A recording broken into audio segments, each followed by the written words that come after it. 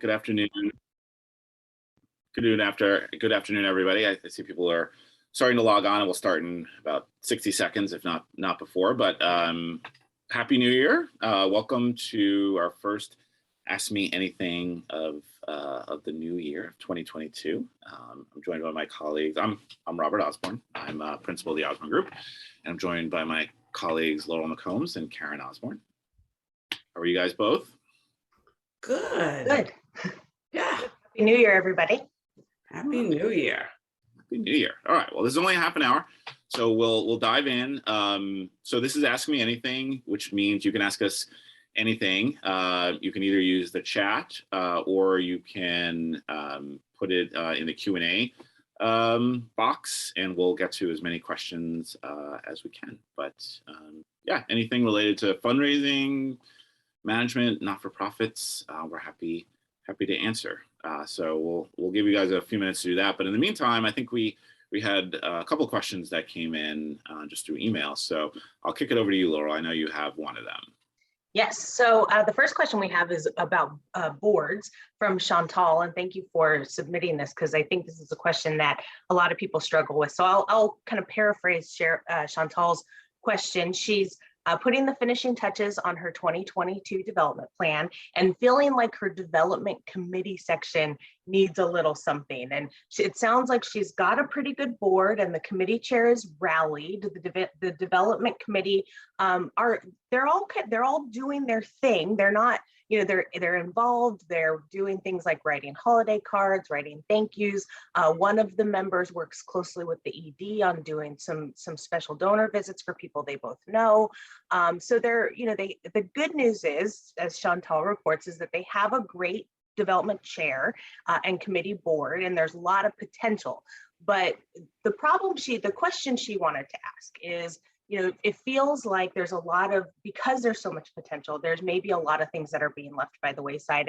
And Chantal kind of is taking a lot of this on herself and kind of saying, I think there's more that I could be doing to keep them more engaged, to keep them more on task, to just be more organized about all of this. So right now, even though they're engaged, it's kind of willy-nilly and all over the place. So her question is, it's the new year, so why not try and lay out our charge, work, and plan in a more concrete, aspirational, and intentional way, and really kind of incorporating that into her development plan. So thoughts from either of you? I thought we were passing it off to you so we could hear your wisdom. I think Bob and I voted that you kick this one off. I always have thoughts. The one thing the first thing that always comes to my mind when I think about volunteers, particularly board members, but volunteers in general, is, I think about our need. This is not their day job. This is not what they are getting paid to do 40 hours a week. This is their volunteer time. And so we need to recognize that, they don't have the expertise, right? So when we say things like open doors and make introductions and, raise money, right? Like these kind of really broad, vague directives, they don't necessarily know what to do with that, right? So what's the task? What is it that I'm actually supposed to go do now when you ask me to do that? I think, and even when we say things like steward donors or even say thank donors, I think what people are looking for is tasks. I want somebody to say to me, hey, Laurel, will you make 5 phone calls this month? Here's some talking points, and here's the form that, here's the things I just need you to report back to me after you do that, right? I want specificity, and I want deadlines. And so, I always think with board members and volunteers, we've got to educate them about what it is that we want them to do and why. We need to put very concrete tasks and deadlines around the work. We need to be proactive about following up, and not following up a week after the deadline passed, but maybe a week before the deadline is approaching, right? And then we need to show them the results of their work, right? So when they do those thank you calls, being able to come back to them 6 months later and say, hey, so you remember those 20 thank you calls you did at the end of 2021? So actually 15 of them have already renewed their gift for 2022, and 5 of them did it at a higher level than they did last year. And that's all because of you, right? So being able to help them understand why they're doing the work, help them very clearly delineate the tasks, following up with them, and then showing them the results. I think those are all really, really important things to do. And then incorporating into your development plan the milestones that you'll check in on that work. So what's happening monthly, quarterly, semi-annually, to check in on the work of the development committee to make sure that they're staying on priority and working on the things that are most important. I would just add, that was brilliant, of course. I would just add two things. Keep in mind when you give the tasks on the talents and the abilities of the individuals. You need to know each one of those members the way you know a donor. You know what they're good at, what they care about, what's easiest for them, where they stumble. So give them tasks they can do. Give them tasks, even, I don't mean that they have to know that everything and you don't have the education part. I mean, just in terms of their abilities, that if you give me the knowledge, I have the ability to carry it out, because there are people who, not everybody is good at everything. And so you have to, and then the second thing that as a board member, I love having a dashboard. I love having simple tool that shows how we're doing as a committee, how we're, this is how many assignments were given, this is the percentage, this is the return. It makes me feel like I'm part of a professional organization. And so, but however you report, I mean, maybe they don't like dashboards, but having some way that not only reports to me individually, but reports to me as a committee.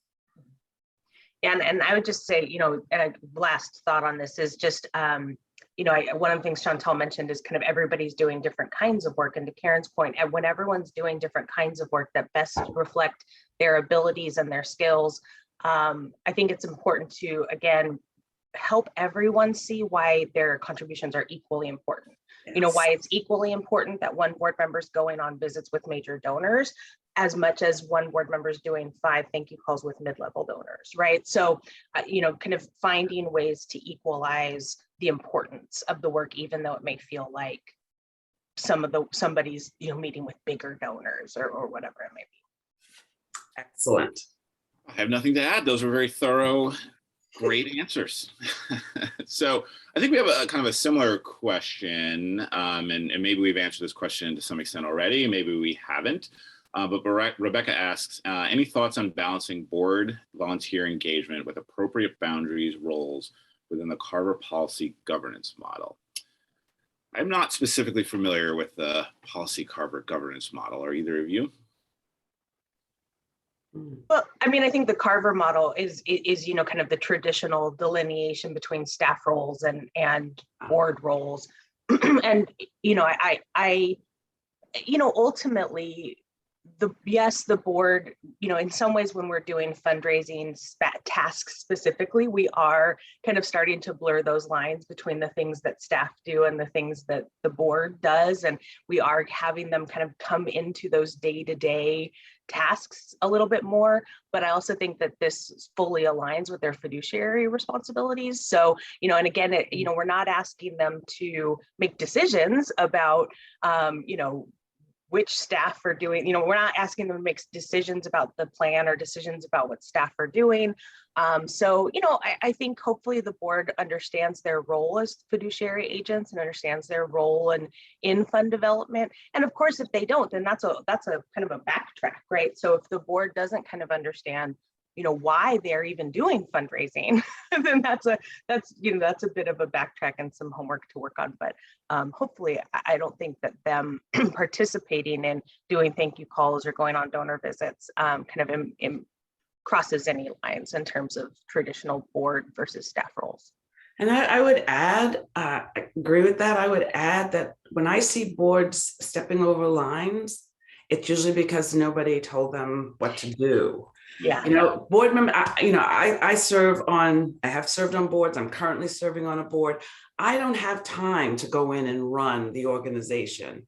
But when I see gaps, when I see lack of leadership, when nobody is, then of course I'm going to step in and say, well, how about this? And we should be doing that.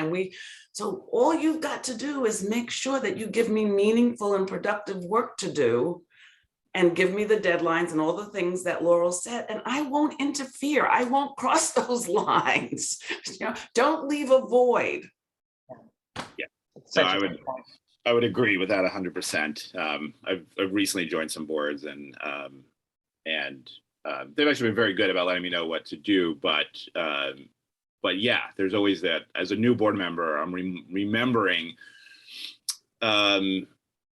how hard it is to be a board member and to really know what it is you're supposed to be doing. And I often get the sense that there's a big gap between what I think there's an assumption that we know as board members what we're supposed to be doing. And theoretically, I know, right? This is our profession.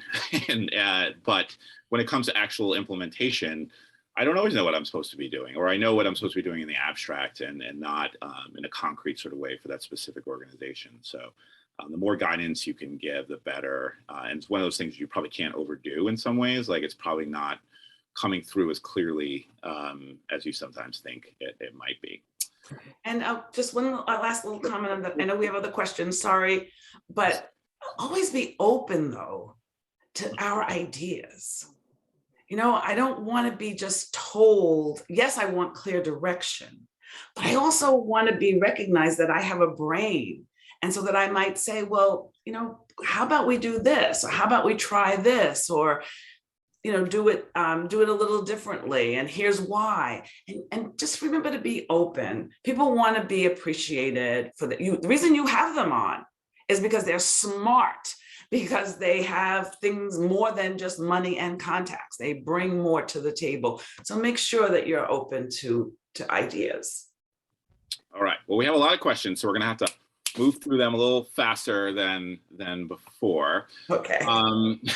So, let me jump in with our other pre-submitted email question, and this is a fairly quick one, and it's about stewardship, which I think is good.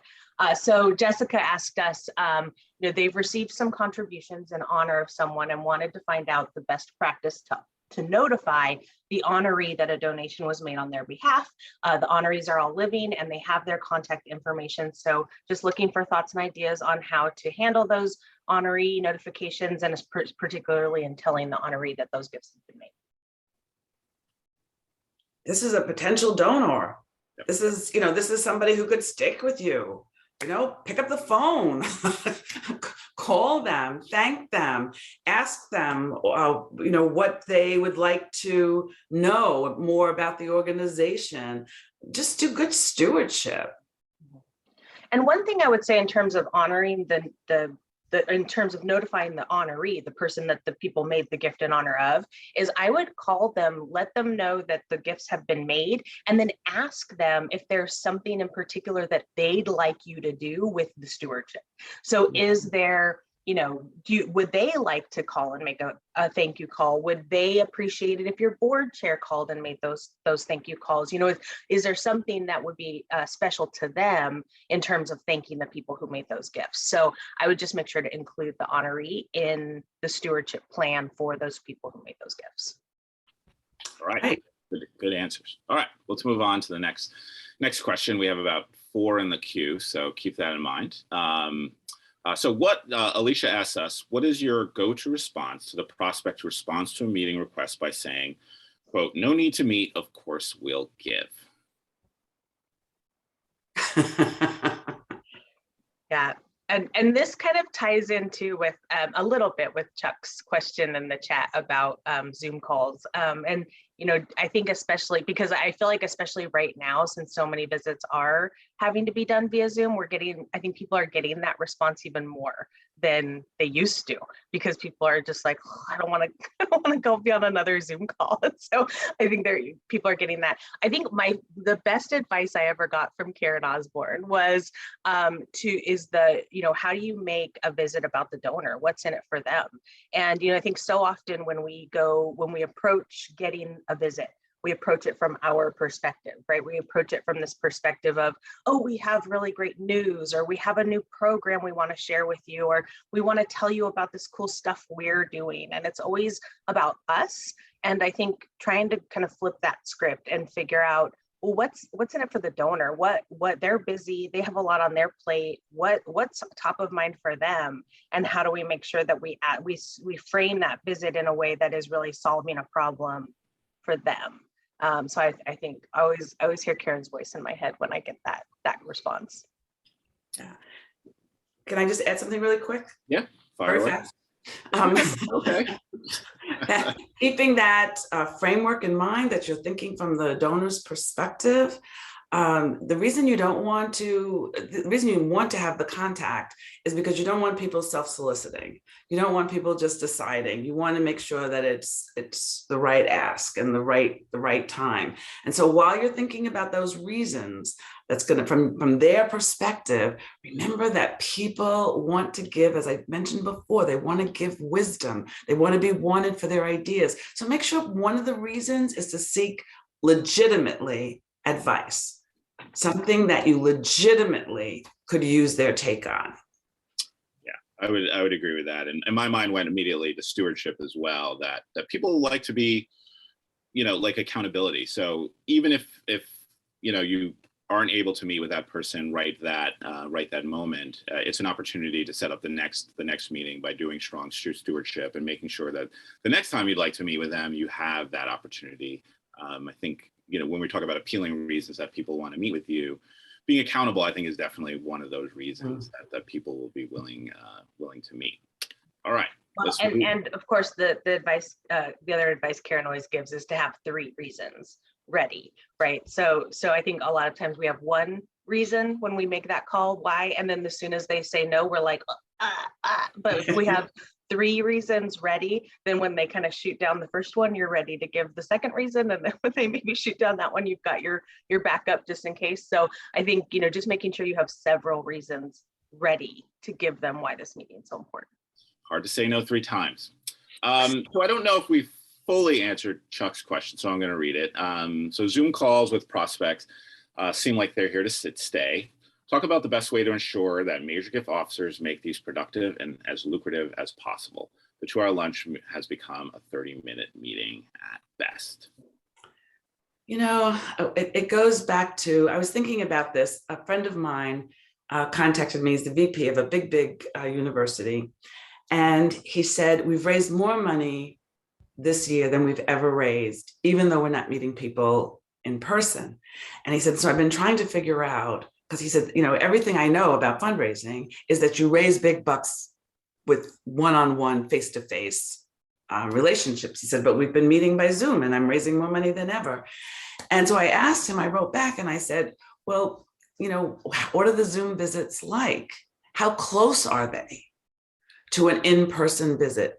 And he paused, he thought about it, and he said, you're right, of course. The reason that they're going well is we apply all the same rules to our Zoom meetings than we do to our in-person meetings. So we do have 3 reasons to visit. We do it from the perspective of the donor, why this is important. We do have our strategic questions ready to go. We do have our strategy already thought out. We are building a relationship instead of going in and saying, well, I just want to talk to you about this. Well, I got 30 minutes, go, because I got 3 more Zooms coming up. Okay, well, I'll just be fast. You're not having a business meeting, you're having a purposeful, intentional meeting with an agenda, but it feels productive and meaningful to that donor. If you apply the same rules that you would apply to really high impact in-person visits, then your visits are going to just be fine on Zoom.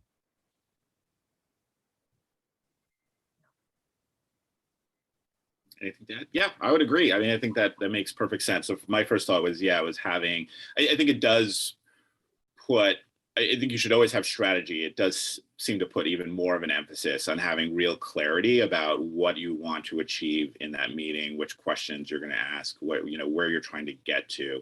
And I think it also puts more onus on having clear follow-up, so because you want to have that next meeting, and maybe you won't get to everything in those 30 minutes.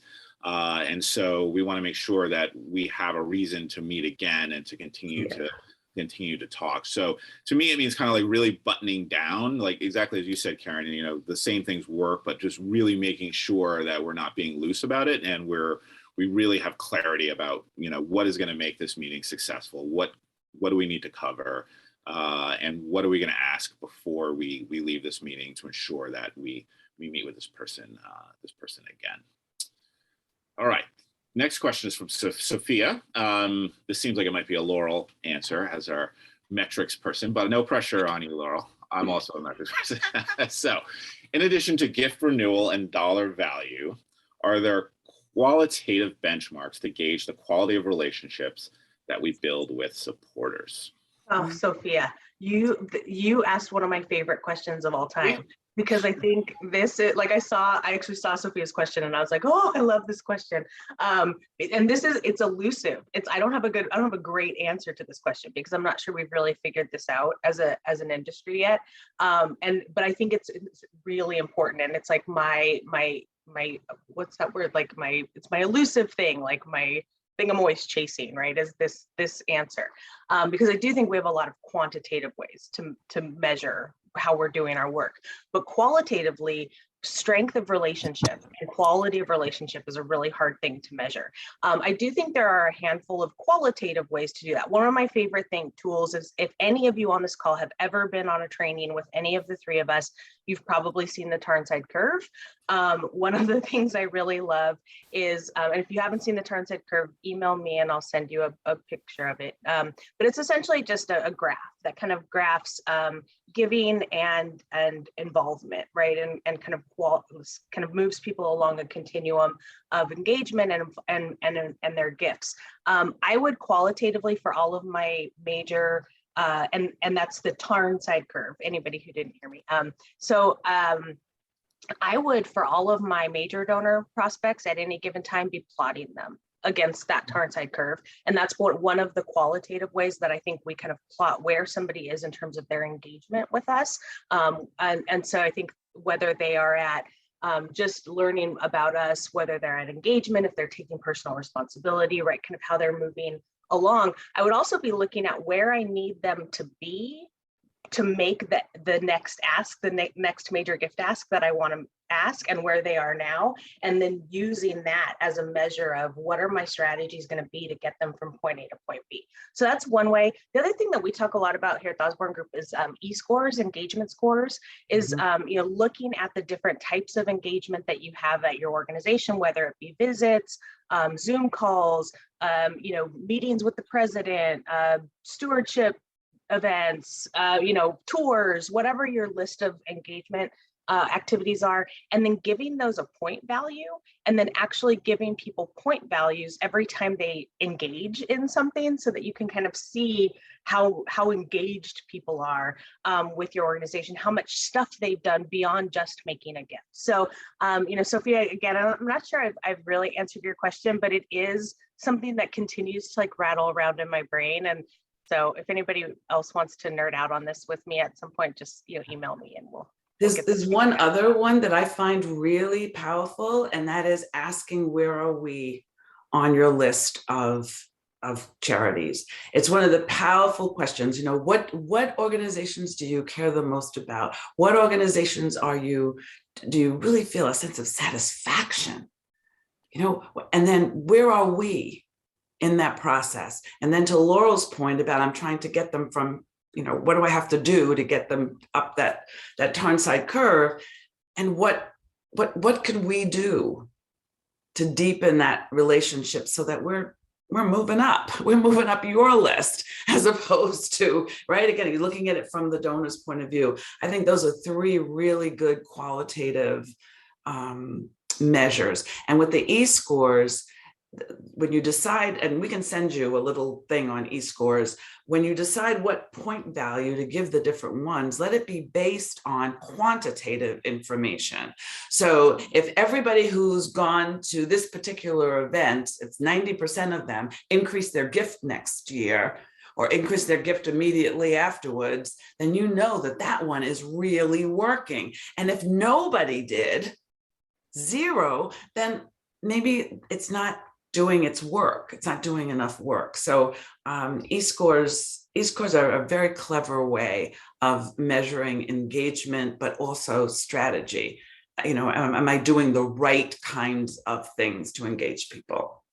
And I would add just one more is, you know, doing some kind of donor satisfaction survey, something that you can do at scale, which you can ask lots of different questions and get both qualitative and quantitative sense of where your donors are, you know, overall. And then you can set baselines, you know, and try to improve on them. So, you know, so that I think that hits multiple, you know, multiple objectives in one thing. And you can do that online, but I really love as a reacquisition and a stewardship strategy is to do it in person. So we can send out, you know, through SurveyMonkey or some similar service, the survey to all of our donors or a subset of our donors, but we can also, for sort of our higher level donors, do an interview essentially where you're asking these questions in person. And I find that works really well for reacquisition. It's works really well if you're a new gift officer. And I think it also works particularly well too, if, you know, as a new officer, it gives you a chance to meet with your donors for the first time in a way that is, you know, not scary for them. So I think it can be very effective as far as that goes as well. And then I think it's also a really good mid-level giving technique, you know, so I try to ask mid-level donors whenever I can to do the donor satisfaction survey in person, again, as a way of starting to build those relationships. And it works on Zoom, doesn't it, Bob? And it does work on Zoom. Yeah. Maybe even better on Zoom than in a lot of ways, because it's an easier ask to make of people. Well, we have 3 minutes left. Well, I'll just add one more little thing, Bob, to that is just, you know, I think about like how we as kind of an industry came up with inclination rating, right? And it's kind of a hodgepodge of a lot of different things, right? When you make an inclination rating, some of it is based on, you know, data. When was their last gift? You know, when was the last time how long have they been giving, that kind of stuff. But the score ultimately it's a subjective number that you choose, right? It's not necessarily something, so you could even come up with a like strength of relationship 1 to 5 score that is a combination of, you know, where are you on their list of priorities, where are they on the Tarnside curve, how many engagement opportunities have they engaged in, and what was their response to the donor satisfaction survey, right? So if you kind of took all of those factors and then internally created your own way of then subjectively giving it like a score of 1 to 5, that could also be a helpful way to just kind of pull all of that data together. I love that. All right, we have 2 minutes. Feel free to fire some questions. Lisa asks, do you have your best practice sample of a dashboard? And I think this goes back to the first question we were talking about around the board. But we can also widen the question to just dashboards in general if we want. Yeah, I like the ones that I get from, I'm on the board of Easter Seals, Florida, and I love the dashboards that they do, what they keep me informed of. And then when I was at Trinity, I remember a volunteer had dashboard envy and decided that they was going to make this really good dashboard. So I think we could, it won't be something that's fast because I have to get permission from Easter Seals, but we could certainly send Lisa samples of dashboards for consideration. Awesome. All right. Well, any final thoughts in our last 60 seconds? Have a great My last, Happy New Year, but remember, this is the month of planning or course correction. You've got all this data coming out of the end of the last year. Go back, if you're writing your plan for the first time for the 2022, make sure that you're looking at that data, that you're making data-driven decisions. And then if this is really mid-year for you, then do that course correction. Look at that data and decide, what does that change? Who did we miss? Who didn't we hear from?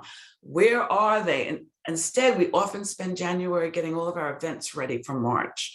And you know, that might not be the most, I mean, I know you have to do that too, but don't miss this opportunity to plan, course correct, look at your data, make good decisions, and really make the rest of this year be a huge success for you. Because that's what we want for you. All right. Well, thank you. Thank you, everyone, for joining us. We'll be back in a month, and we'll let you all get to your next Zoom call, whatever that might be. Bye, everyone. Take care. Bye. Happy New Year.